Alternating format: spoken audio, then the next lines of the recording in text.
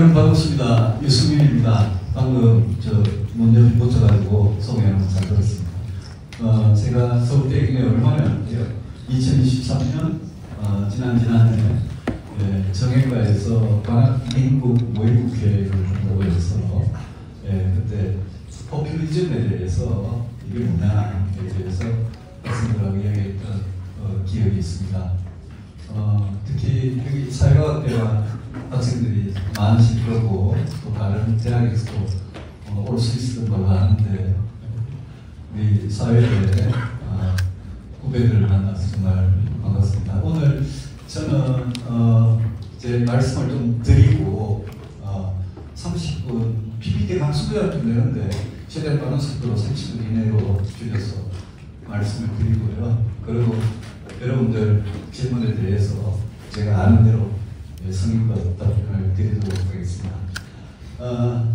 오늘 무슨 주제를 나라의 미래, 정치 미래 이렇게 잡아봤는데 저는 사실 여러분 나이 때 정치가 뭔지 정치가 정말 중요한지 사실 잘 몰랐습니다.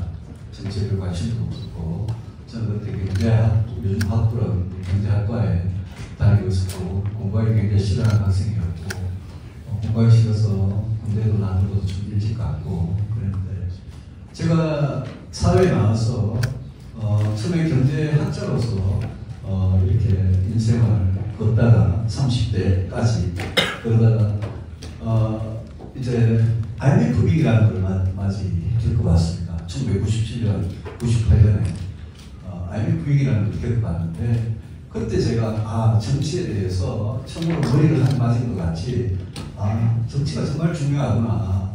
정치가 잘못되면 나라가 이렇게 망할 수가 있구나 라는 걸 처음 이렇게 아주 깊이 이렇게 각이 되었습니다. 그래서 제가 KDI라는 그런 연구소에 있다가 경제 정책을 연구하고 이런 것도 좋지만 정치에 직접 뛰어들어가지고 정치가 이 나라가 가는 걸 왜곡하는 그걸 좀 바로잡고 싶다는 그런 생각을 하게 돼서 40대에 정치에 이제 뛰어들어서 오늘까지 이루고 있습니다. 우리 정치에 대해서 한번 오늘 여러분들하고 이야기를 해보겠습니다. 오늘 제가 드리는 모든 말씀은 정치가 매우 중요하다. 정치가 잘 되면 나라가 잘 되고 정치가 잘못되면 나라가 망한다 라는 것을 전제로 하는 그런 얘기들입니다. 최근에 엔비디아하고 딥시크하고 삼성전자 세 기업을 보면서 제가 미국이라는 나라와 중국이라는 나라 그리고 대한민국 이 세 나라의 엇갈리는 어떤 운명에 대해서 마치 상징적인 그런 세 기업인 것 같아서 이걸 한번 생각해 보기 바랍니다. 엔비디아는 삼성전자보다 시가총액이 한 12배, 13배쯤 되는 엄청나게 세계 최고의 경쟁력을 가진 회사로 여러분들도 잘 알고 있을 겁니다. 주식을 갖고 계신 분도 있을지 모르고 이 엔비디아라는 기업은 미국이 얼마나 다이나믹한 경제인지를 그대로 보여주고 미국이 저렇게 다이나믹한 경제를 갖게 된 거는 저는 결국 미국 정치가 그거를 뒷받침해주는 여러 가지 제도, 규제 이런 걸 잘 만들었다고 저는 생각을 합니다. 근데 미국하고 매우 다른 사회주의 공산당이 지배하는 중국에서 딥시크라는 게 1월 달에 발표가 돼가지고 그날 엔비디아 주가가 870조 넘게 하루 만에 사라졌어요. 그러니까 870조 원이면 우리나라 1년 예산보다 훨씬 큰 금액인데 그런 금액이, 그런 돈이 딥시크가 발표된 날 하루아침에 그냥 사라져 버렸습니다. 이게 지금 G1, G2라고 하는 미국과 중국이 기술 패권, 세계 1위 자리를 놓고 경제력을 놓고 얼마나 치열하게 경쟁을 하고 중국이 공산당이 지배하는 사회주의 국가인데 중국이 어떻게 했길래 중국에서 저장대에서 그 양은표기라는 40살 친구가 저런 거를 2년 만에 회사를 차린 2년 만에 저런 걸 했느냐입니다. 삼성전자는 40년 전, 30년 전에 그리고 지금도 우리나라에서 제일 큰 기업이고 우리나라 시가총액의 상당 부분 차지하고 수출의 상당 부분 차지하는 뭐 핀란드에 노키아가 한때 있었듯이 우리는 삼성전자 하게 되면 그냥 우리는 삼성전자가 영원히 잘 될 줄 알았는데 요즘 보니까 삼성전자가 굉장히 절박한 경쟁력의 위기에 빠져 있습니다. 저게 삼성전자의 1차적인 잘못이지만 삼성전자가 저렇게 되도록 왜 우리나라에는 엔비디아나 딥시크 같은 기업이 없었냐, 이게 정치하고 관련이 있다라는 겁니다. 제가 한자로 산, 빅코리아라는 거는 일본 언론이 우리를 조롱하려고 작년 전장에 이야기를 합니다. 한국은 끝났다라는, 피크가 지났다라는 이야기고, 저성장은 뉴노멀이라고 많은 사람들이, 우리나라에는 이제는 성장은 끝난다. 그러니까 1%, 2% 아니면 심지어 0% 성장으로 받아들이고 어떻게 하면 잘 분배를 하냐, 이것만 열심히 하자라는 생각을 진보 보수 정치인 할 것 없이 또 경제학자들 할 것 없이 많은 사람들이 저성장 이제 뉴노멀 시대로 접어들었다라고 생각합니다. 이 산이라는 거는 1954년에 전쟁이 끝나고 그때 성장률부터 작년까지 성장률을 보시면 아주 급속하게 60년대, 70년대, 80년대 정점을 향해가지고 제일 위에 포인트가 15%입니다. 1년에 15% 성장하던 그런 경제로 올라갔다가 90년대 들어와가지고 90년대, 2000년대, 2010년대, 2020년대 계속 내려오고 있습니다. 계속 내려오고 있고, 제가 아까 정책을 시작하게 된 1998년 이때가 IMF인데 마이너스 한 5.12% 정도 성장을 했는데 97년에 IMF 위기가 터져가지고 여러분 아는 뭐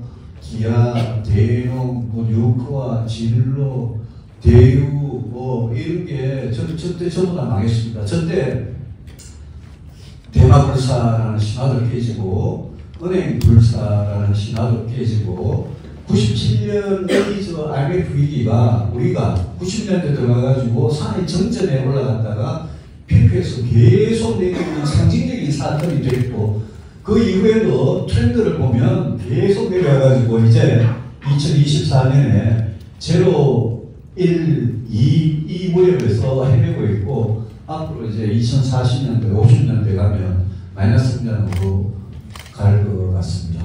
자, 경제 성장이 뭐 세상 모든 건 아니지만 저렇게 되면 일자리 문제, 복지에 쓸 돈의 문제, 나라가 점점 위축되고 쪼그라들고 세금은 안 거치고 복지에 쓸 돈은 없고 그러면서 인구는 계속 줄어들고 늙어가는 그런 굉장히 심각한 위기에 처해 있습니다. 그래서 정치 실패라는 게 뭐 어떤 게 정치 실패냐, 가장 심각한 실패는 무능입니다. 무능.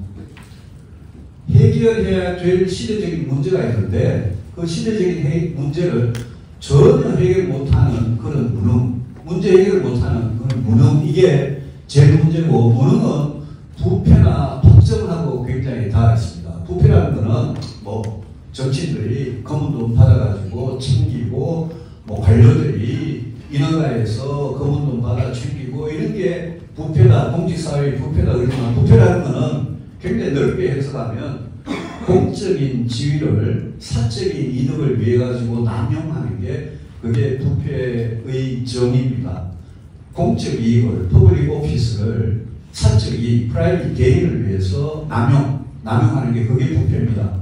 그렇게 부패를 해석을 하면 우리나라 공직자들이, 일을 해야 되는 공직자들이 얼마나 부패하고 타락해 있는지, 이런 게 만연했는지, 그게 시대적인 문제를 해결 못하는 저 무능하고 어떻게 연결되어 있는지 우리가 짐작을 할 수 있습니다. 폭정이라는 거는 티러니, 폭정이라는 거는 내가 조금 이따가 강조할 공화정의 반대가 폭정입니다. 어떻게 부패하고 타락한 권력이 폭정에 치닫게 되느냐, 이렇게 정치 실패가 우리나라의 정치 실패라고 생각을 합니다. 이건 정약용 선생이 하신 말씀인데, 경수의 유표라는 책에서 될 것 하나 변들지 않은 게 없다. 지금 계획하지 않으면 나라가 망하고 나서야 이 병이 그칠 거다.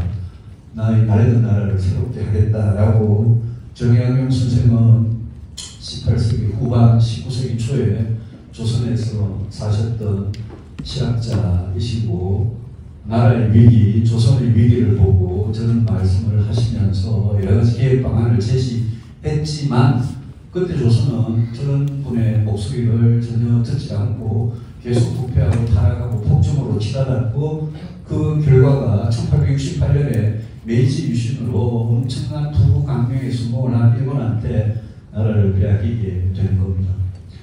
1987 체제에 대해서 여러분 이 8분의 전직 대통령의 이름을 한번 하나씩 보시고 이 8분의 전직 대통령이 1987 이전에는 우리는 이승만의 자유당, 박정희의 공화당 이 집권하는 그런 나라였습니다. 독재국가였고 군사 독재국가였습니다. 그 다음에 전두환까지 1987 이전의 체제입니다. 1987 이후에 저때 직선제 개헌을 해가지고 대통령을 국민의 손으로 직접 뽑아가지고 5년 단임 대통령제를 해가지고 우리가 8번째 지금 대통령을 맞이하고 있는데 각각의 대통령이 어떻게 됐냐. 노태우 대통령 감옥 가고 김영삼, 김대중 대통령은 감옥을 갔는데 아들들이 감옥 가고 노무현 대통령은 굉장히 가슴 아픈 비극적인 최후를 맞았습니다. 이명박 박근혜 대통령 감옥 갔고요. 박근혜 대통령 탄핵당하고 감옥 갔습니다. 문재인 대통령은 이제 아직까지는 오늘까지는 무사하겠습니다. 윤석열 대통령은 지금 어떻게 되어 있는지 여러분이 보고 있는 중입니다. 87년 세대가 5년 단임의 대통령을 8명을 뽑아가지고 87년 이후에 13 플러스 25하면 38년이라는 시간이 지났는데 이 38년의 시간은 아까 내가 이야기한 산에서 핑크에 올라가가지고 쭉 내려오는 이 시간과 겹칩니다. 그렇지 않습니까? 87년 이후에 90년대부터 우리 경제가 5년 단임의 대통령이 5년마다 바뀔 때마다 정권이 바뀔 때마다 보수 진보 할 것 없이 우리는 계속 추락하는 경제를 겪어왔으니까요. 이 정치의 실패는 분명한 것 같은데 이게 사람의 문제냐 제도의 문제냐에 대해서 사람들은 굉장히 이 갑론을박을 합니다. 뭐 달기 문제냐 달걀이 문제냐 이런 거 비슷한 건데 사람의 문제냐 제도가 문제냐 저는 둘 다 문제라고 생각을 합니다. 그래서 한번 보면 이 사람 문제에 대해서 막스 베버라는 아주 유명한 그런 독일의 사회학자라고 분류를 하지만 이분은 뭐 옛날에 학자들은 이것저것 다 하셨으니까요. 이분이 1999년 1월이면 1차 세계대전이 끝난 직후에 독일하고 오스트리아 헝가리 이 연합군이 망했을 때입니다. 이분 책에 직업으로서의 정치 내지는 뭐 소명으로서의 정치라고 번역된 그 책에 아주 얇은 책이니까 안 보신 분 있으면 보시고 정치를 위해 사는 정치가 하고 정치에 의존해서 사는 정치인을 구분하는 게 저는 굉장히 흥미롭게 봤습니다. 왜냐하면 제가 정치를 하면서 저런 거를 늘 매일 직접 느끼니까요. 정치를 하는 사람이 정치를 위해 사는 사람과 정치에 의존해서 돈도 벌고 국회의원 세비도 받고 대통령도 지금 탄핵당 심판 중이라도 세비가 아니죠. 월급을 받고 국민 수용으로 그러면서 온갖 권한을 행사하면서 거기에서 사적인 이득을 취하는 그런 정치에 의존해서 사는 정치인하고 구분을 하고 이 소명으로서의 정치에서 베버가 이야기하는 것은 정치에 의존해서 사는 정치인들만 득실거리면 나라가 망한다는 그런 이야기입니다. 이분이 열정, 책임감, 균형감과 신념윤리와 책임윤리 이런 거를 정치인의 덕목으로 제시한 것은 여러분이 잘 알 겁니다. 이분 말씀에 벼락부자처럼 허풍을 떨고 권력에 취해 도취해 권력 도취에 빠져가지고 허영에 찬 짓거리 등 권력 자체를 숭배하는 것은 정치의 비극성을 전혀 인식하지 못하는 거다 이렇게 이야기했는데 여기에 여러분 정치의 비극성이라는 말을 한번 생각을 해보기 바랍니다. 앞에 1987년 체제에서 8분의 전직 대통령이 겪었던 비극적인 결과를 최후 생각해 보면 정치의 비극성을 인식 못하는 사람들, 정치인들의 문제를 알 수 있고요. 이거는 저는 뭐 가톨릭은 아닙니다만 저 프란치스코 교황님은 제가 저분 책은 참 좋아하는데요. 이분이 이런 말씀을 해요. 정치가 종종 편파되기도 하지만 여전히 고결한 분야이고 그게 공공선을 추구하는 한 사랑을 베풀 수 있는 최고의 방법이다 이러면서 난 사회연실 가난한 사람들 삶을 진지하게 고민하는 정치가들을 우리에게 더 많이 허락해달라고 주님께 간절히 기도한다라는 게 지금 요즘 편찬하신 프란치스코 교황님의 말씀이고 복음의 기쁨이라는 책도 있고 여러 저분의 연설집을 모아놓은 책들이 있는데 여러분 역대 교황 중에 정치에 대해서 현실 정치에 대해서 참여를 주장만 하고 정치에 대해서 굉장히 날카로운 말씀을 가장 많이 하신 분이 지금 교황님인데요.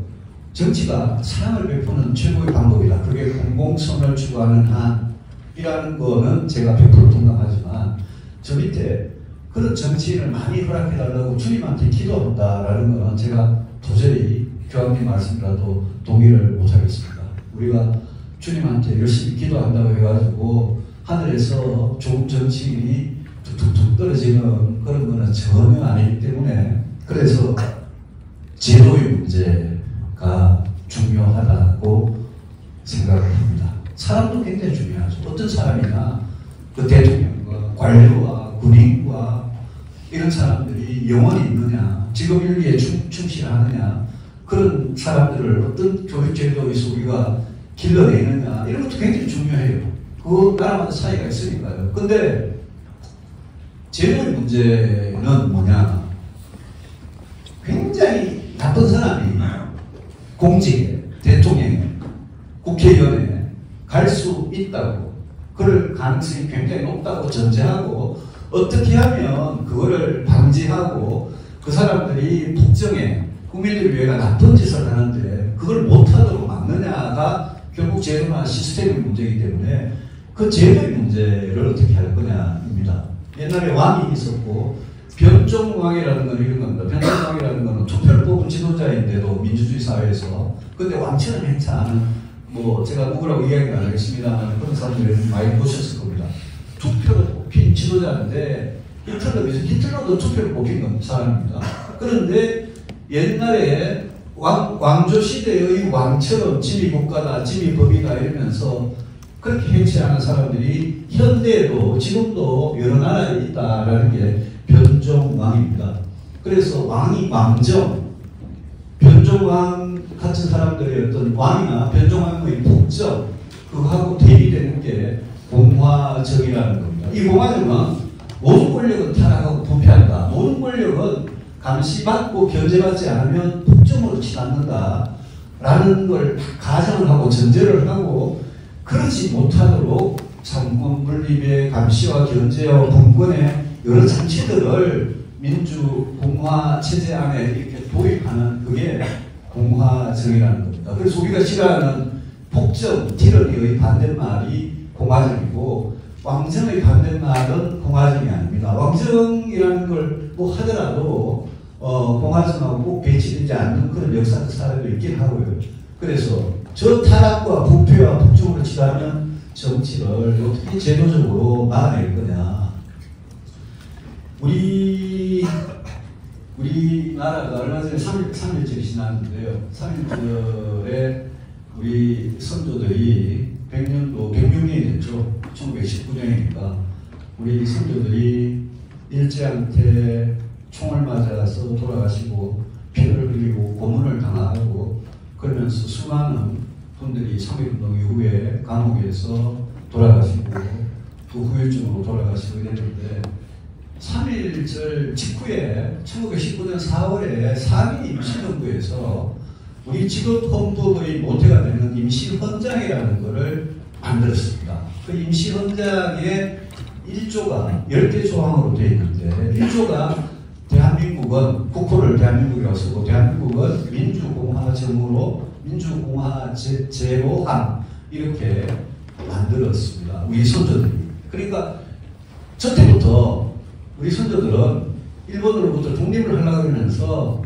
조선 왕조로 법정으로 돌아갈 생각을 한 게 아니라 민주공화정이라는 걸 만들려고 그랬고, 그 민주공화정, 민주공화국이라는 그 단어가 106년 전에 우리 선조들이 그걸 썼고, 그걸 위해서 대한독립 만세를 불렀고, 그리고 그게 48년에 재헌헌법에 계승이 되고 오늘날까지 우리 헌법 1조 1항에 그대로 살아있습니다. 이게 뭐냐? 저는 정치를 하면서 민주라는 말보다 공화라는 말에 훨씬 더 꽂힌 사람입니다. 민주공화국에 이런 헌법을 쓰는데 그냥 대한민국은 민주국가다 이렇게만 쓰면 되지 왜 민주공화국이다 이렇게 썼을까에 대해서 저는 정치를 25년 넘게 하면서 제 자신이 공화는 말이 뭐지? 저는 뭐 경제학을 공부를 했으니까 헌법도 잘 몰랐고 그 다음에 정치 철학 이런 것도 잘 몰랐습니다. 근데 정치를 하면서 그냥 단순히 민주국가다 이렇게 안 하고 왜 민주공화국이라고 그랬지? 저 공화의 말이 뭐지? 북한도 조선인민민주주의 공화국인데 다들 뭐 공화국이다 이런데 공화의 진짜 의미가 뭐지? 에 대해서 저는 굉장히 여러 책도 읽어보고 사람들한테 이야기도 들어보고 이랬는데 여러분 이 두 책은 상당히 얇은 책입니다. 권영립 교수가 지은 민주주의를 위한 제도와 정신의 세계사라는 공화국이라는 책. 이거는 정치 체제로서의 공화국에 관한, 공화정에 관한 책이고, 모리츠 비롤리라는 이 사람이 지은 공화주의라는 책이 있는데, 저 책은 공화주의라는 게 뭐 어떤 사상이냐, 어떤 철학이냐에 관한 책입니다. 다시 앞으로 쭉 돌아가서 이제 우리 미래가 예정이 다 돼 있느냐. 경제는 계속 내려가고, 인구는 계속 줄어들고, 늙어가고, 그래서 30년 후, 50년 후에 대한민국은 그냥 늙은 사람 몇 명이 그냥 옹기종기 모여가지고 굉장히 가난하게 사는 그런 나라냐에 대해서 이 미래라는 게 과연 예정이 다 돼 있느냐. 역사가 추세선 위에서만 움직이지 않는다라는 것은 저는 뭐 제가 한 말이 아니고 슈펜터라는 경제학자가 있습니다. 미국의 계량 경제학회라는 학회가 있는데 그 초대 학회장을 지낸 분입니다. 저분이 추세선이라는 뭐냐면 여러분 아까 산이라는 이걸 보면 산이 한국 전쟁 이후에 한 30년 정도 어떻게 그렇게 세계에서 가장 빠른 성장을 했습니까? 그 이후에 피크에서는 꺾여가지고 지금 지난 한 30년 넘는 시간 동안은 어떻게 이렇게 계속 추락만 할까? 우리 인구도 마찬가지로 한국 전쟁 이후에 인구가 폭발적으로 늘었다가 그 다음부터는 어떻게 지금 이렇게 성장에 따라가지고 인구가 이렇게 줄어들고 있을까에 관한 그런 이야기인데 역사는 추세선 위에서 움직이지 않는다라는 것을 생각하면서 우리 어떻게 할 거냐. 대학생들이 마이클 샌델 책만 열심히 읽고 되게 좋아하는데 여러분 롤스라는 사람이 있습니다. 저는 저 사람이 제기한 정에 관한 생각이 우리나라가 대한민국이 어떤 세상을 만들 거냐에 굉장히 딱 맞는 정의에 관한 생각 아니냐라는 겁니다. 이 사람이 평등한 자유의 원칙, 모든 사람이 똑같이 평등하게 자유롭고 그런 세상에서 자기 탤런트를, 재능을, 성실을 열심히 해가지고 돈을 벌고 보상을 받는 거 그거 다 좋다.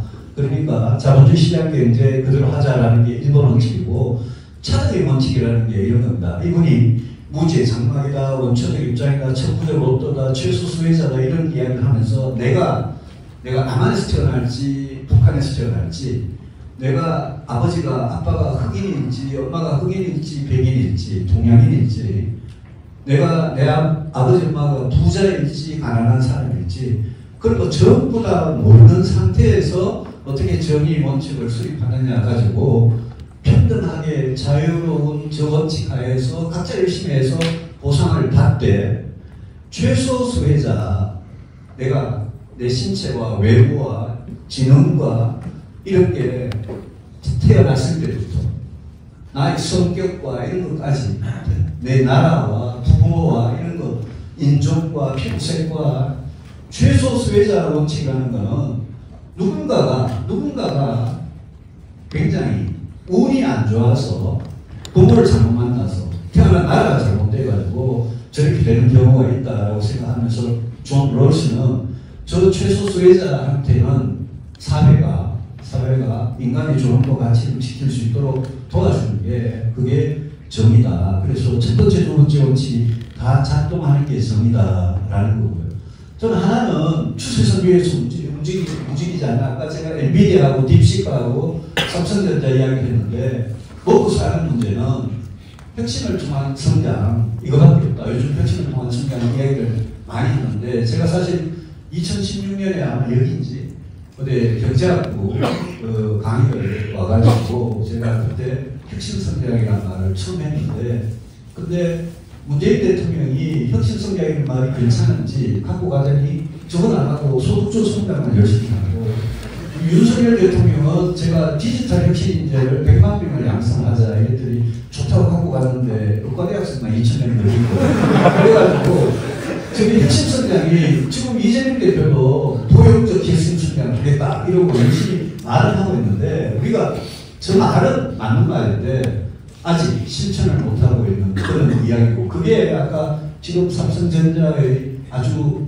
위험 이거하고 저는 직결이 되어 있다고 생각합니다. 성장을 해야 저출산 문제, 양극화 문제를 해결할 수 있다는 게 앞으로 우리가 국가적으로 큰 전략으로 삼아야 되고 스템 인재라는 것은 사이언스, 테크놀로지, 엔지니어링, 매스매틱스입니다. 과학, 기술, 엔지니어링, 수학입니다. 저 인재를 키워가지고 그 인재가 스타트업을 만들고 기업에 와가지고 그래서 엔비디아도 만들고 딥시크도 만드는 게 그게 미국과 중국이 지금 세계에서 스템 인재를 기르는데 제일 앞서가는 게 미국과 중국이라는 체제가 다른 두 나라입니다. 거기에 국가가 투자도 제일 많이 하고. 근데 우리는 고등학교 때 무조건 제일 잘하는 학생이 의대를 갑니다. 그것도 고등학교 3학년 재수생까지 포함해가지고 특히 원래 입학은 그거였고요. 그 많은 수천 명의 인재가 전국에 있는 의대부터 일단 찾고 그 다음에 약대도 찾고 치대도 찾고 이러면서 공대에 갔다가도 우리는 때려치고 반수하고 재수하고 이러면서 저 스템 인재를 우리는 사회에서 귀하게 소중하게 여겨주고 저 사람들이 잘하면 엄청난 보상을 해주고 실패하면 저 사람들이 다시 재기를 할 수 있도록 하는 이런 시스템이 미국하고 중국에 비하면 턱없이 부족합니다. 그런 나라에서는 혁신 성장을 아무리 해도 말만 해도 안 되는 거다. 지금 우리 정치가 정황적 대통령, 정황적 국회의 극한적인 대결, 지금도 윤석열과 이재명의 극한적인 대결, 그리고 진영이라는 독재. 진영이라는 독재는 저 진영 안에 들어가면 내가 민주당 소속이고 내가 국민의힘 소속이면 옳고 그런 게 없이 그냥 이쪽은 윤석열 시키는 대로 저쪽은 이재명 시키는 대로 하는 게 저게 진영이라는 독재입니다. 여러분 국민들 입장에서는 찍을 게 이제 1번, 2번 두 개밖에 없는 그런 독점의 듀오폴리의 정치 거기다가 선거 때만 되면 포퓰리즘이라는 거는 사실 뜻이 굉장히 다양해서 뭐 더 이상 이야기 안 하겠습니다만 하여튼 선거 때만 되면 설탕을 덧붙인 그런 갑자기 막 부자 감시해가고 우리를 비난하던 보수 비난하던 이재명 대표가 요즘 막 검투세 폐지 가상화폐 과세 유예 상속세 깎아주고 근로소득 깎아주고 세금 깎아주는데 그냥 정신이 없습니다. 세금 복지 문제 여기는 뭐 지금 뜨겁게 며칠간 이야기되고 있는 국민연금의 문제, 기본소득, 건강보험 다 해당이 되고 노동이고 교육이고 복무기간을 어떻게 하고 이런 게 전부 다 이런 정치를 우리가 하고 있습니다. 그래서 뭘 할 거냐 제도개혁은 첫째는 권력에 대한 철저한 감시와 견제, 부패와 폭정을 차단하고요. 둘째는 선거제도를 개혁하자. 정치에도 자유롭고 공정한 경쟁을 화끈하게 치열하게 도입하자. 요 앞에 여기 뭐가 있어가지고 안 보이는데 악인이, 나쁜 놈이 공직을 찾아가게 두지 말고 공직이 현명한 사람을 찾아가게 만드는 선거제도를 설계하는 게 이게 공화정이라고 그러는데, 이거는 저는 노무현 대통령이 한 20년 전에 헌법을 개정하는 것보다 어떻게 보면 선거제도를 개정하는 게 훨씬 중요하다는 말을 했는데, 제가 정치를 하다 보니까 노무현 대통령의 그 말씀이 옳았다라는 생각을 하고, 저는 여러분이 투표로 가면 대통령 선거는 윤석열과 이재명 누가 덜 나쁘지 이러면서 찍게 돼요. 국회의원 선거는 여러분 지역구에 가면 국회의원 선거하고 가면 1번부터 시작해서 쭉 나오긴 하는데 3번 이하는 들어본 적도 없고 누군지도 잘 모르겠고, 1번, 2번은 최소한 사람은 몰라도 정당 이름은 들어본 것 같아서 여러분은 1번이 싫어서 2번 아니면 2번이 싫어서 1번 이렇게 찍게 되는, 이게 아까 이야기한 복잡의 정치인데, 이 정치를 깨부수지 않으면 지금처럼 모든 걸 가지고 시시비비도 없고 옳고 그런 것도 없고 내로남불 극심하고, 그런 여야가 바뀔 때마다 내로남불이 극심하고 이런 정치를 전혀 바꿀 수가 없습니다. 그래서 대구에서요. 대구가 12명인데 12명을 3개로 나눠가지고 4명에다가 지역구를 12개 지역구를 3개로 만들고, 광주는 8명인데 8명을 4명이 돼가지고 2지역구로 만들고, 이러면 국민의힘이 깨끗하고 유능하고 좋은 사람은 광주에 홍천하면 광주에서도 국민의힘이 될 수 있잖아요. 1등 아니면 안 되는 소선거구제에서 4등까지 뽑는 중선거구제를 바꾸면 4등 아니면 들어가면 되니까, 광주에서 내가 한 15%, 20%만 광주에서 내가 득표를 할 수 있으면 내가 광주에서 될 수 있으니까요. 거꾸로 민주당이나 조국혁신당도 대구에서 4등 안에 들어가면 되니까, 선거제도를 지금 국민들이 직접 자유롭고 공정하게 선택을 하도록, 직접 선택해서 선택한 사람이 되도록 하는 거, 1등만 되는 소선거구제 말고, 그러면 1등 말고는 다 사표가 돼버리니까 1등 아니라 2등, 3등, 4등, 1등이 뭐 40%, 2등이 30%, 그러면 70이 있으니까 30% 남잖아요. 그 30% 안에서도 2명을 더 배출할 수 있으면, 이거는 지금 정치하고는 굉장히 다른 정치가 시작이 될 겁니다. 그래서 노무현 대통령 그 말에 제가 적극 동의를 하고, 영원한 지역구 의원들이, 거기는 막대기만 꼽으면 당선이 되는 책이니까 그 지역구 의원들이 소선거구제를 폐지하고 중선거구제, 대선거구제를 가는데 굉장히 반대하지만, 저는 이거는 가야 되는데 헌법을 개정하든지 아니면 선거제도를 개정하든지 이런 게 언제 되는 거냐. 평소에 그냥 멀쩡할 때, 여러분 정치에 관심 없을 때는 이런 게 잘 안 됩니다. 그런데 지금과 같이 정치가 위기에 빠졌을 때는 이런 게 가능합니다. 이 마지막 PPT입니다. 호시만이라는 사람이 엑시 보이스 로열티라는 책을 쓴 적이 있고요. 티머시 스나이더라는 사람이 역사학자인데, 저 사람은 호시만의 경제학자를 북정이라는 책을 썼습니다. 엑시 보이스는 무슨 소리냐?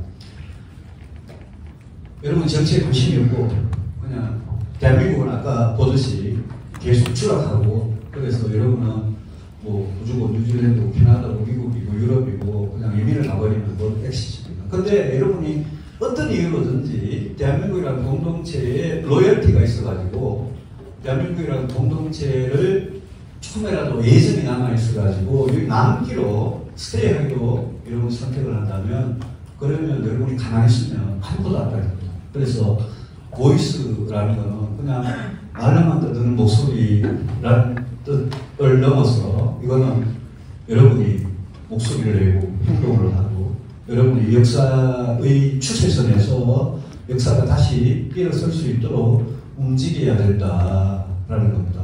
저보고 네가 하지 왜 내보고 그러냐 이렇게 말씀하실지 모르겠는데, 저도 열심히 하고요. 여러분도 그거를 안 하면 나라가 다 망하게 생겼습니다. 그래서 제가 제일 좋아하는 말이 마키아벨리가 이야기하는 비르투라는 말입니다. 마키아벨리의 책에는 제일 자주 나오는 단어가 비르투라는 겁니다. 비르투는 뭐 마키아벨리 본인도 그 정의가 뭔지 분명히 말하지 않으니까 제가 정의는 안 하겠습니다만, 영어로 virtue라는 겁니다.